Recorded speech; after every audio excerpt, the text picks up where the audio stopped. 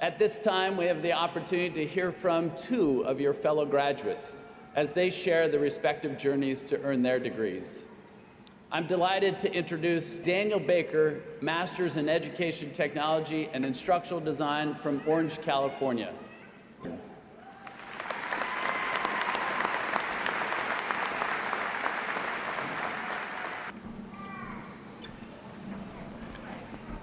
Well, hello, night owls. Wow, look at all of that regalia. It reminds me of when my cap and gown first came in the mail. I was so excited I put them on right away, stood in front of the mirror, smiled, and whispered, "I did it."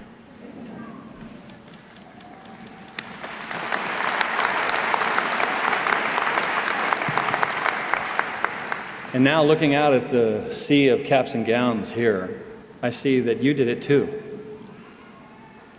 You probably did it better than I did. You almost certainly did it sooner than I did. And now we're all here in our caps and gowns. Regalia is strange. I mean, what is that? But there is no other ensemble that I would rather be donning today.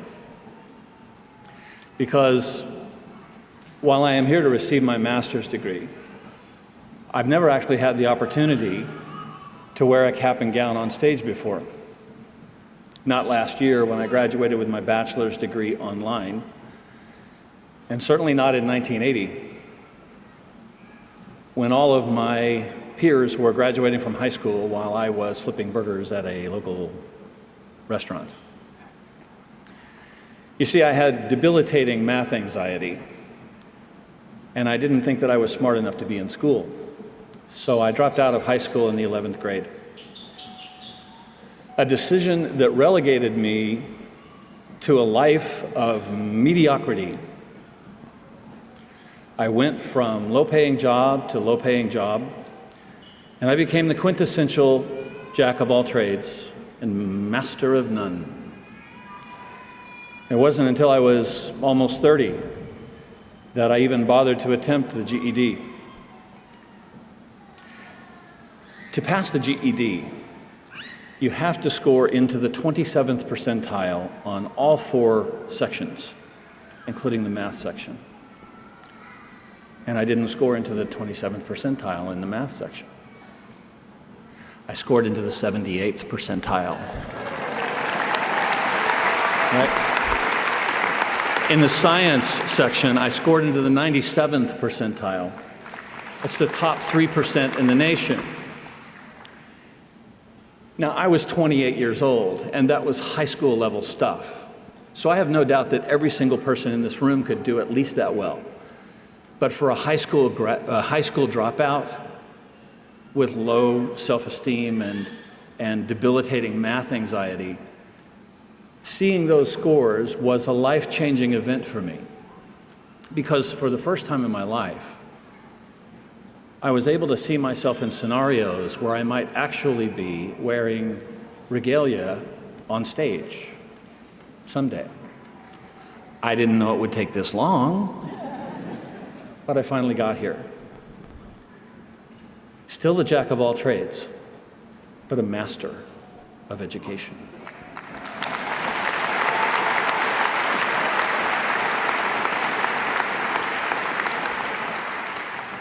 Of all the trades that I jacked,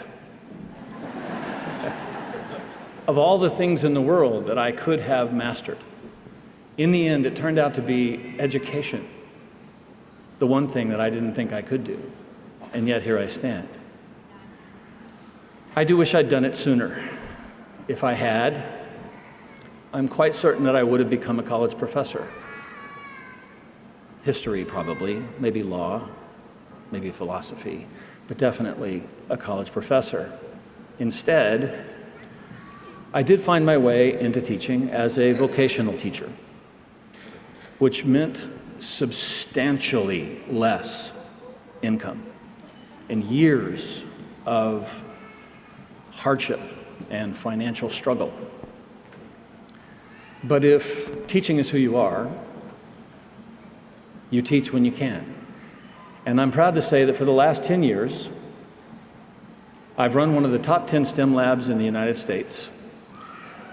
Me and my students have done everything from lasers, 3D printers, we've trained on a flight simulator, and we built a full-scale replica of the 1902 Wright Brothers glider from scratch.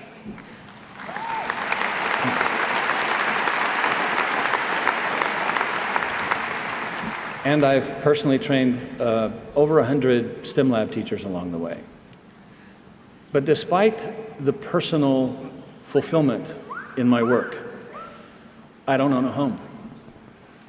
I don't go on vacations. For the last few years of inflation, they have practically buried me and my family. So this regalia, this ceremony, represents a major turning point for me in my life. I've already started to entertain offers for more money than I've ever made in my life. And I know that I'm only one example. I know that for every one of you, this is a turning point for you as well. If you're here wearing a cap and gown today, it is still morning, you either didn't make the kinds of mistakes that I made, in which case you're off to a great start in life, or you've spent the last few years making changes, as I have, and your life just got better, as mine has. Either way, you're here. And I'm proud of you. And I can say that to you because I'm an old man. I turned 62 in a few days, and I'm allowed to be proud of people who are younger than me, even if they're strangers.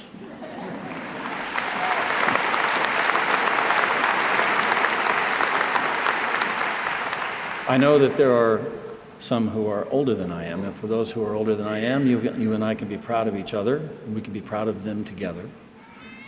And I know that it goes without saying, doesn't it? That each and every one of us has earned the right to feel pride in ourselves today. And by all means, let's do that.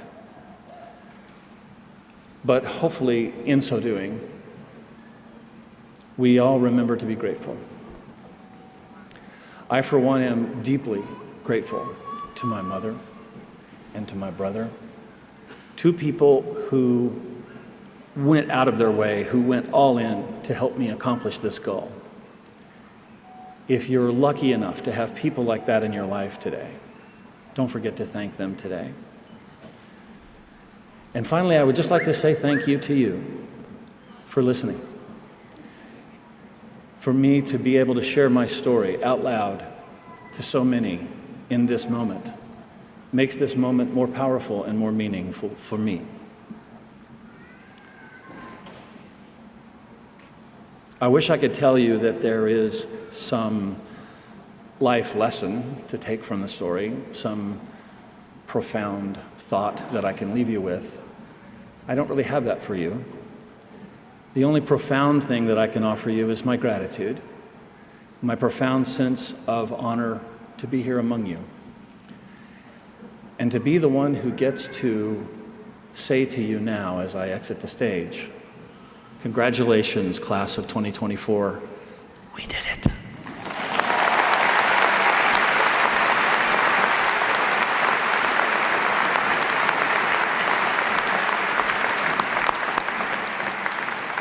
Let's give one more round of applause for Tiara and Daniel.